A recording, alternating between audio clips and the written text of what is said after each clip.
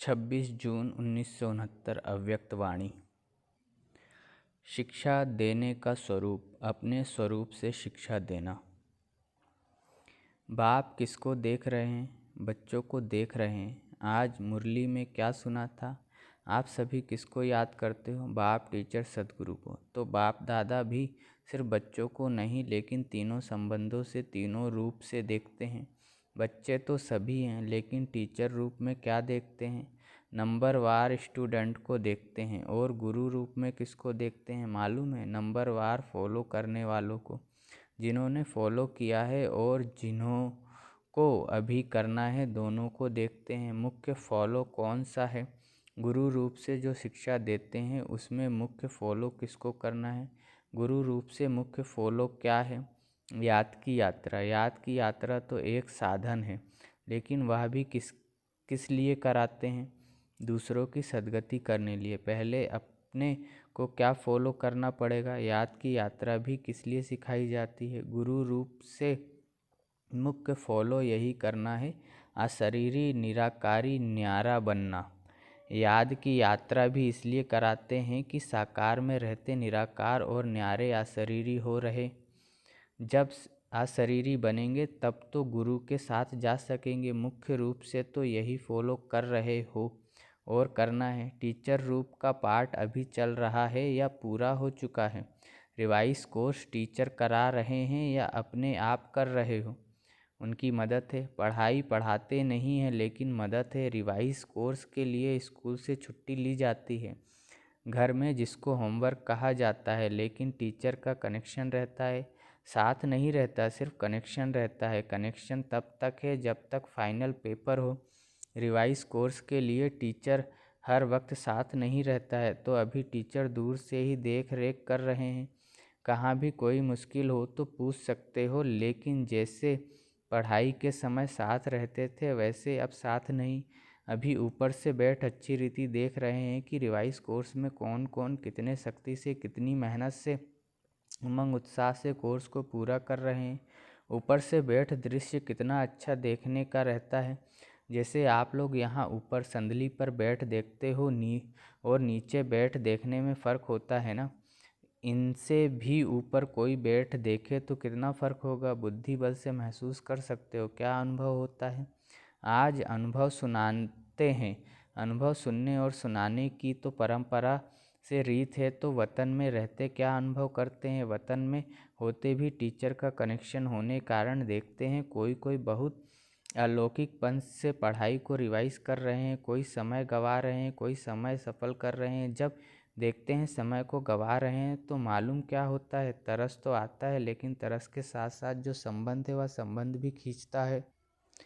फिर दिल होती है कि अभी अभी बाबा से छुट्टी लेकर साकार रूप में उन्हों का ध्यान खिंचवाएं, लेकिन साकार रूप का पाठ तो पूरा ही हुआ, इसलिए दूर से ही साकाश देते हैं। बाबा जैसे साकार रूप में लाल झंडी दिखाते थे ना, वैसे ही वतन में भी। लेकिन देखने में आता है कि अव्यक्ति रस को, अव्यक्ति मदद को बहुत थोड़े ले पाते हैं। जो भी रास्ता तय करते विघ्न आते हैं, उन विघ्नों को पार करने के लिए मुख्य कौन सी शक्ति चाहिए? सहन शक्ति। सहन शक्ति से पहले कौन सी शक्ति चाहिए? विघ्न डालने वाली कौन सी चीज़ है? माया। सुनाया था कि विघ्नों का सामना करने के लिए पहले चाहिए परखने की शक्ति, फिर चाहिए निर्णय करने की शक्ति। जब निर्णय करेंगे यह माया है वह अयथार्थ है, फायदा है वह नुकसान, अल्पकाल की प्राप्ति है वह सदाकाल की प्राप्ति है। जब निर्णय करेंगे तो निर्णय के बाद ही सहन शक्ति को धारण कर सकेंगे। पहले परखना और निर्णय करना है। जिसकी निर्णय शक्ति तेज होती है वह कब हार नहीं खा सकता। हार से बचने के लिए अपने निर्णय शक्ति और परखने की शक्ति को बढ़ाना है। निर्णय शक्ति बढ़ाने के लिए पुरुषार्थ कौन सा करना है? याद की यात्रा तो आप झट कह देते हो, लेकिन याद की यात्रा को भी बल देने वाला कौन सा ज्ञान, यथार्थ समझ है? यह भी स्पष्ट बुद्धि में होना चाहिए। टोटल तो रखा है, लेकिन टोटल में कहाँ कहाँ फिर टोट विघ्न पड़ जाता है। स्कूल में कई बच्चे एक दो को देख टोटल तो निकाल देते हैं, लेकिन जब मास्टर पूछता है टोटल कैसे किया तो मूंझ जाते हैं। तो आप टोटल याद की यात्रा कह देते हो, लेकिन वह टोटल किस तरीके से होगा वह भी जानना है तो निर्णय शक्ति को बढ़ाने के लिए मुख्य किस बात की आवश्यकता है? विचार सागर मंथन। विचार सागर मंथन करते करते सागर में ही डूब जाएं तो कई ऐसे बैठते हैं विचार सागर मंथन करने, लेकिन कोई कोई लहर ऐसी आती है जो साथ ले जाती है। जैसे कोई भी स्थूल शारीरिक ताकत कम होती है तो ताकत की खुराक दी जाती है, वैसे ही निर्णय शक्ति को बढ़ाने लिए मुख्य खुराक यही है जो पहले भी सुनाया। अशरीरी निराकारी और कर्म में न्यारे। निराकारी व अशरीरी अवस्था तो हुई बुद्धि तक, लेकिन कर्म से न्यारा भी रहें और निराले भी रहें, जो हर कर्म को देख कर के लोग भी समझे कि यह तो निराला है, यह लौकिक नहीं अलौकिक है। तो निर्णय शक्ति को बढ़ाने के लिए यह बहुत आवश्यक है। जितना बातों को धारण करेंगे उतना ही अपने विघ्नों को भी मिटा सकेंगे, और जो सृष्टि पर आने वाले विघ्न हैं उन्हों से बच सकेंगे। शिक्षा तो बहुत मिलती है, लेकिन अब क्या करना है? शिक्षा स्वरूप बनना है। शिक्षा और आपका स्वधर्म अलग नहीं होना चाहिए, आपका स्वरूप ही शिक्षा होना चाहिए। स्वरूप से शिक्षा दी जाती है, कई बातों में वाणी से नहीं शिक्षा दी जाती है, लेकिन अपने स्वरूप से शिक्षा दी जाती है।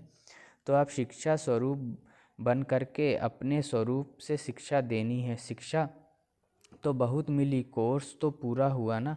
एक प्रश्न पूछा था कि अब जो बाप दादा अन्य तन में आते हैं तो जैसे साकार रूप में मुरली चलाते थे वैसे ही क्यों नहीं चलाते? क्या वैसे ही मुरली नहीं चला सकते हैं?